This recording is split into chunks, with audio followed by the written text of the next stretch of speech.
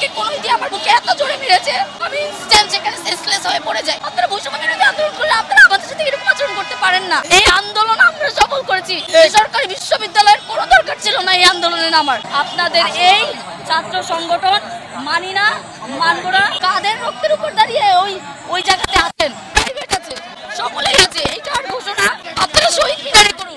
আমরা এটার ঘোষণা শহীদ মিনার থেকে শুনতে চাই। তারা আমাদের এই কথা প্রত্যাখ্যান করলো। তারা বললো না, তারা মধুর ক্যান্টিনেই তাদের দল ঘোষণা করবে। ঠিক আছে, আমরা মধুর ক্যান্টিনে গেলাম। মধুর ক্যান্টিনে গিয়ে দেখতে পারলাম তারা প্রাইভেট কি সেরকম করে মূল্যায়নই করছে না। আমরা সেটা নিয়ে প্রশ্ন তুললাম। আমরা প্রশ্ন কেন তুললাম সেই কারণে আমি নিজে সাক্ষী। এই কোনোই দিয়ে একটা ভাইয়া ডাবেরি একজন আমাকে কোনোই দিয়ে আমার বুকে এত জোরে মেরেছে, আমি ইনস্ট্যান্ট সেখানে সেন্সলেস হয়ে পড়ে যাই। আপনারা বৈষম্য বিরোধী আন্দোলন করছেন, কেমন? আপনারা বৈষম্য বিরোধী আন্দোলন করলে আপনারা আমাদের সাথে এরকম আচরণ করতে পারেন না। 18 তারিখ থেকে যদি আমরা না থাকতাম আপনাদের কখনোই এই আন্দোলন সফল হতো না।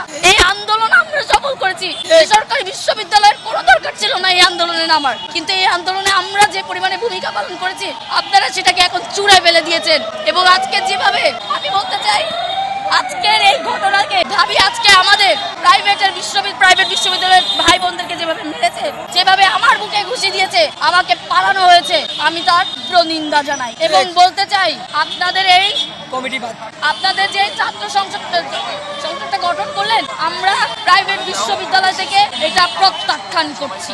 আমরা আপনাদের এই ছাত্র সংগঠন মানি না, মানব না, এবং আমরা ছাত্র সমাজ এটাকে প্রত্যাখ্যান করছি। আপনারা আমার ভাইয়ের রক্তের উপর দাঁড়িয়ে আমাদের সাথে বিট্রে করেন।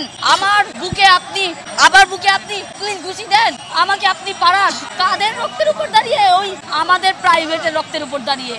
আপনারা যে স্লোগান দেন আমাদের কারণে, আপনারা এত কিছু আপনারা যে কিছুদিন আগে সার্জিস ভাইকে দেখলাম দর করে বললো প্রাইভেটের ভূমিকা না হলে তারা পারতই না, তাহলে কেন আজকে আমাদেরকে এভাবে মারা হলো? আমাদেরকে এভাবে কেন হামলা করলে? আমরা কি দোষ করেছিলাম? যখন আমাদের বাংলাদেশ গণতান্ত্রিক ছাত্র সংসদ এই সংগঠনটি, নতুন ছাত্র সংগঠনটি, এটি নতুন রাজনৈতিক বন্দোবস্তের ছাত্রদের প্রত্যয় নিয়ে গঠিত হওয়ার কথা ছিল, যেটা ইতিহাস হওয়ার কথা ছিল, সেইখানে ঢাকা বিশ্ববিদ্যালয়ের যেই মদদে গঠিত এই কেন্দ্রীয় কমিটিতে ঢাকা বিশ্ববিদ্যালয় ছাড়া আর কাউকে আমরা দেখতে পাইনি। সেখানে আমরা বাংলাদেশের কোনো নামগন্ধ পাইনি। যেখানে বাংলাদেশ ছিল তার প্রতিবাদে আমরা যখন বেসরকারি বিশ্ববিদ্যালয়ের শিক্ষার্থীরা মধুর ক্যান্টিনে যে প্রতিবাদ করি, তার একটি প্রত্যুত্তরে ঢাকা বিশ্ববিদ্যালয়ের সিন্ডিকেটের কিছু ছাত্রছাত্রী, শিক্ষার্থী এবং কিছু বহিরাগত কিছু শিক্ষার্থী ঢাকা বিশ্ববিদ্যালয়ে তারা আমাদের ওপর উস্কে দেয়, মপকে উস্কে দেয় এবং আমাদের ওপর আক্রমণ করে। সেই আক্রমণ করার পরে সেই নৃশংস এবং অতর্কিত হামলার কারণে গণঅভ্যুত্থানে প্রাইভেটের ভূমিকা কেমন ছিল? তারা আজকে একটি ছাত্র সংগঠন ঘোষণা দিচ্ছে, প্রাইভেট চেয়েছিল যে তাদের সাথে